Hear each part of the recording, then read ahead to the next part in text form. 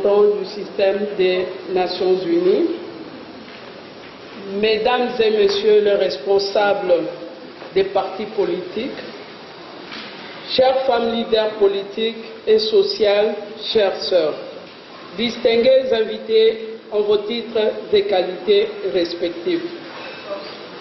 Je voudrais avant toute chose m'acquitter d'un devoir agréable, celui de saluer et remercier nos partenaires ONU Femmes et PNUD qui ont voulu faciliter la tenue de cette cérémonie de remise de brevets.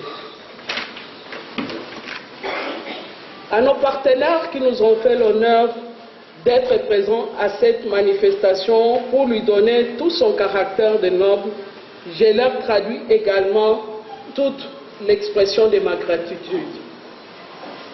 La formation que nous clôturons en ces jours fut rendue possible grâce à l'appui financier de l'ONU Femmes et à l'appui technique du PNUD qui avait mis à notre disposition une expertise de qualité de son spécialiste chargé de partenariat en la personne de M.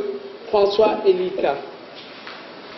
Pour rendre plus complète cette formation, CAFCO a eu à recruter en plus 2 consultants, à savoir le professeur Aimé Kayembe Malou, qui a assuré le coaching avec M. François Elika, ainsi que Mme Lyondo, qui a pour mission de finaliser le répertoire des femmes leaders de la ville-province de Kinshasa ayant suivi la formation. Les femmes ont été suivies de manière spécifique par les consultants pour bien déceler et comprendre leurs besoins, et une interaction forte s'est installée, facilitant ainsi le travail de coaching dont les fruits sont rendus publics en ces jours.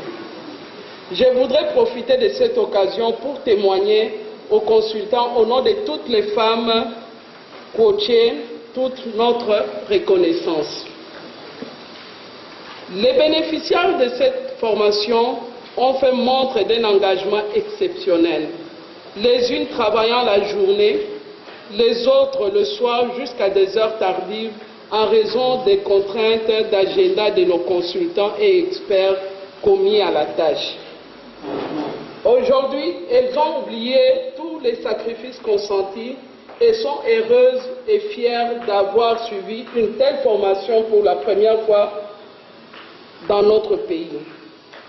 Les coachs ont creusé dans les profondeurs le profil de leadership de chaque femme politique ou issue de la société civile par des échanges sincères en aparté avec chaque apprenante.